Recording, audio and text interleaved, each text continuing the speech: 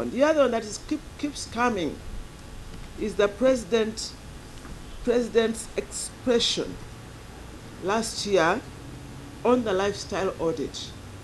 True, the president said, I advise you to go slow on the lifestyle audit. But he didn't say, don't do the lifestyle audit. Go slow is a strategy. Because, first of all, you can kwetolola a person.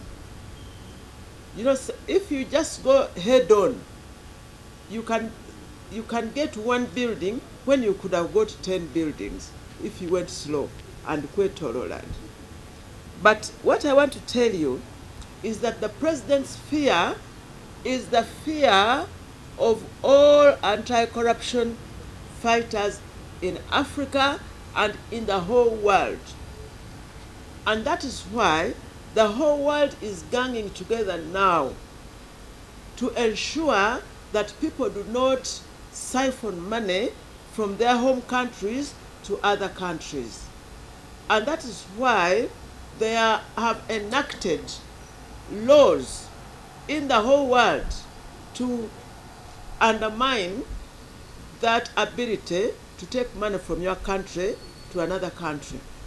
That's why we have the money laundering laws, which are all over the world. And that is why we have cooperation, bilateral and multilateral corporations around the world which allow repatriation of funds. Because the whole world is worried that people steal money from their own countries and hide it in other jurisdictions. So they have enacted anti-money laundering laws, laws against illicit financial flows, laws against in favor of repatriation of stolen money. So it is not just President Museveni who was worried about taking money outside. It is the whole world which is worried. Fortunately, the whole world, including Uganda, are doing something about it. That is why government is a member of regional and international anti-corruption associations and efforts. It is Uganda who is a member of the East African anti-corruption efforts as a country.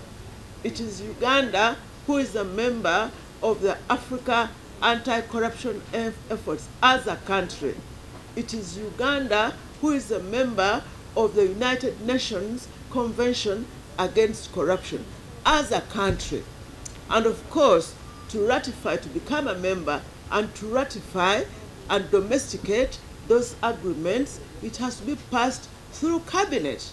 So the president, through cabinet, is at the forefront of efforts to fight corruption through regional and international association because of the fear that people steal money and siphon it outside Uganda. So I think that what he was saying is what everybody fears.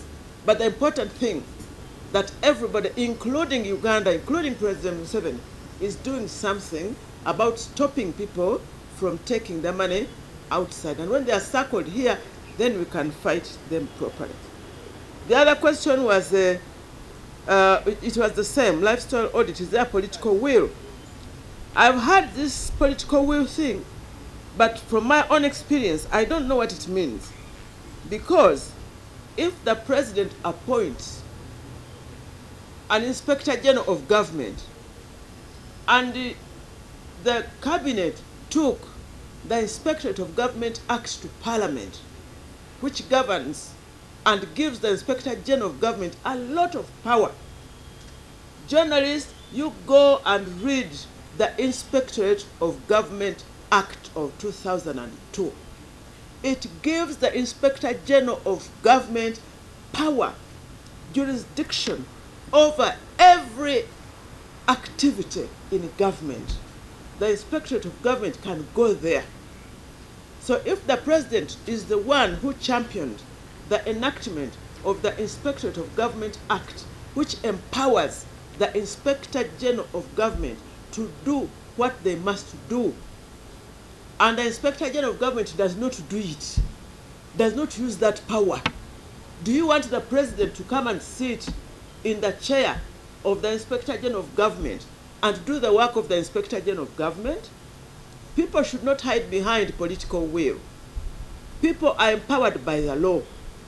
For me, in my 8 months as the Inspector General of Government, I have never received a phone call from the President not to.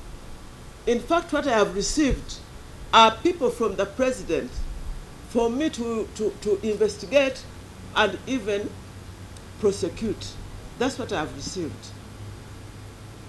Recently, the President appointed Muchala Bamuturachi as acting or CEO of Uganda Airlines.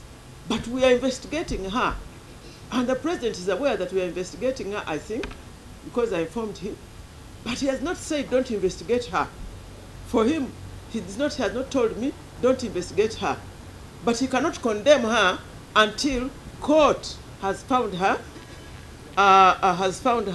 what do you say, guilty. So I think that we should not hide behind political will.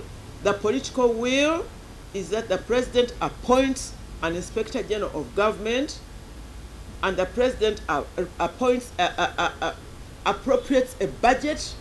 This year, the budget of the Inspectorate of Government has been increased by 50% almost. Who has done that? Is that lack of political will?